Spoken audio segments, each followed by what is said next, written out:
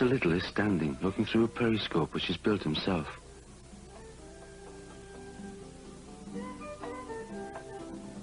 Is there anything happening up there? Asks Mrs. Little. Perhaps there's something wrong with the periscope.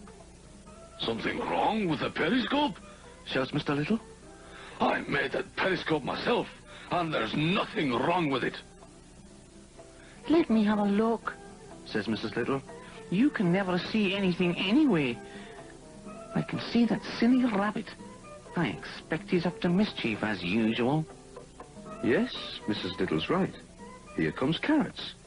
He's going to ask his friend Grizzle to play cards. But Grizzle's in bed and doesn't look at all well.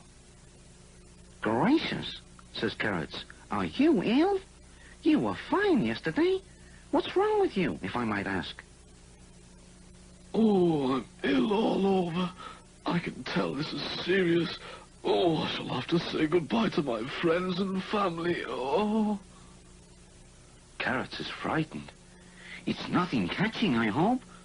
Well, isn't there anything I can do for you? He asks. Yes, Grizzle whispers. do me a last favour. Go and get Bushy so she can look after me. That's all I need.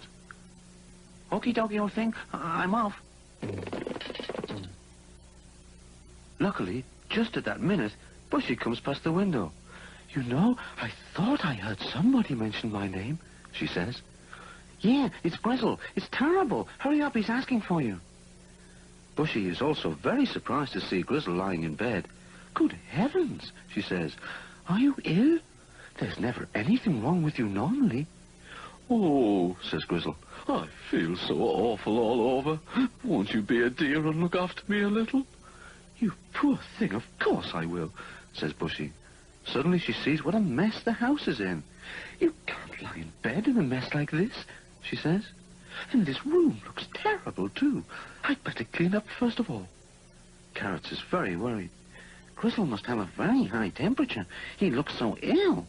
Still, something must be done, but I got it. I'll go and get the doctor. He can tell us what's wrong with Grizzle and make him well again. And 1, 2, 3... No. Oh, wait a moment, says Grizzle, and gets hold of Carrots. It's not as bad as all that. Look here, I'm standing up now. I'm nearly okay. I'm fit and well. Tra-la-la, I'm fit and well. See, there's nothing wrong with me at all. Oh, help. Now I'm in a tight spot. That's odd. You got well very quickly, says Bushy. It's rather odd, too, that you're lying in bed with all your clothes on. Why is that? Oh, poor bear that I am. Nobody understands me. I know that I'll get well if only someone would tidy up for me. Dear Bushy, won't you help me to tidy up so I'll get well again? But now Bushy gets angry, so angry that Carrots is frightened. That's a good one, that is. You pretend to be ill just so I'll tidy up for you. Ha, pal, you've got another thing coming. Yes, but girls are much better at washing up and tidying up and cleaning than boys are. Isn't that so, Carrots? Says Grizzle. Oh, yeah, they're much better at it. And that's because it's girls' work. Everyone knows that girls are better at tidying up than boys.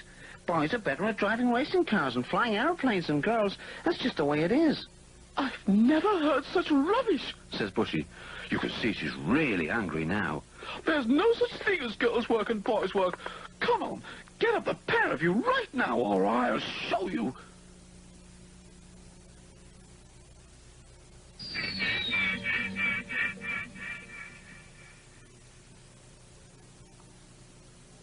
You just tidy up while I watch, otherwise you will feel the broom again. So those two gentlemen really got down to work.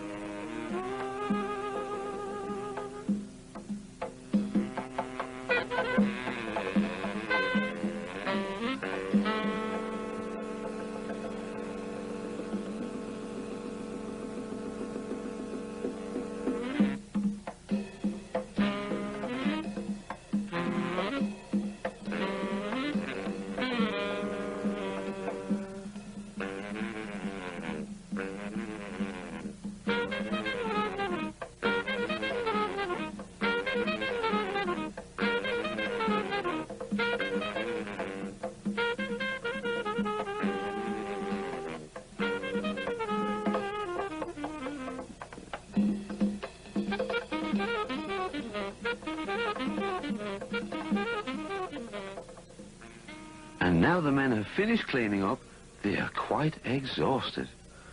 And I thought we'd just have a quiet game of cards, sighs Carrots. And I was so comfortable in my little bed. Sighs Grizzle. But Bushy says, You are silly. Didn't take you long to tidy up, and see how nice it looks. and the two tidy-uppers had to agree with her. But Singapore appears. What's going on? He asks. I thought I heard something about you tidying up. This must be the first time. Oh, well, said Grizzle and Carrots. We just thought the place needed cleaning up a bit, that's all. We don't like having a mess around us, do we? I'm so glad you've come, says Bushy to Singapore. You're so practical. Could you be a dear and knock some nails in the banister for me? It's loose, and I'm no good at that sort of thing. But now Grizzle and Carrots leap up. What rubbish, they say. You can do that yourself. Oh, no, says Bushy. Boys are best at knocking in nails. You said yourself there's no such thing as girls' work and boys' work. So there. And they can all see that's right. If boys can do housework, then girls can knock nails in. Singapore promises to take his toolbox round to Bushy's house and show her what to do.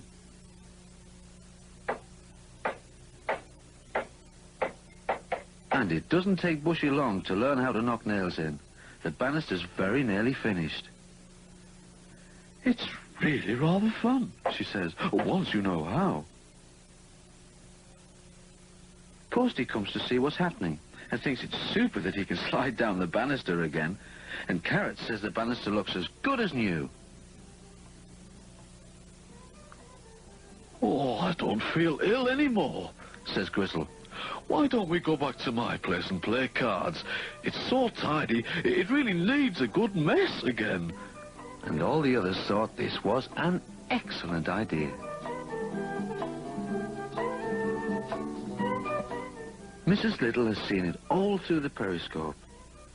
At last something's happening up there, She says, Now girls are doing boys' work and boys' girls' work. They're changing everything. Aye, lass. Isn't it a lovely periscope?